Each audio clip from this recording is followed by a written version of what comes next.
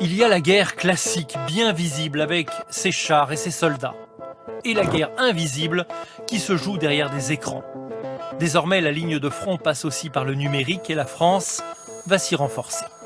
C'est le sens des annonces faites aux armées. En 7 ans, le budget du renseignement militaire va augmenter de 60% pour faire face aux nouvelles menaces. La guerre ne se déclare plus, elle se mène à bas bruit, insidieusement.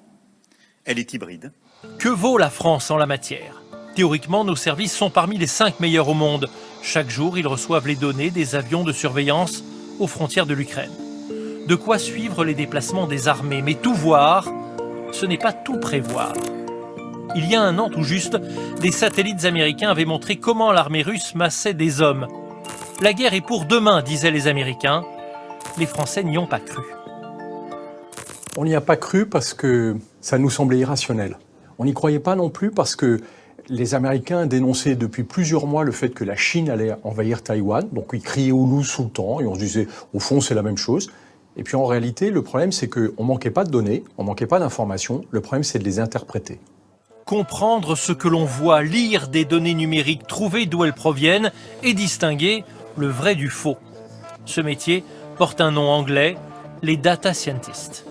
Capables de travailler sur les métadonnées, d'infiltrer des réseaux informatiques, de définir des algorithmes de décryptage.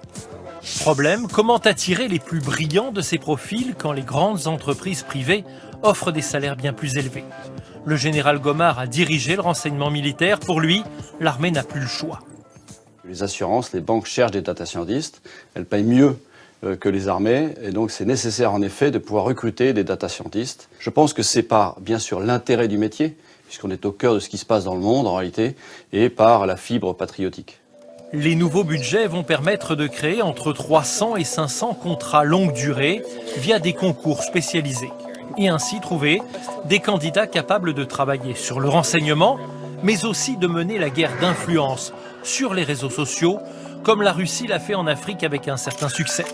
La guerre hybride peut avoir des conséquences réelles. La France veut se donner les moyens de les combattre.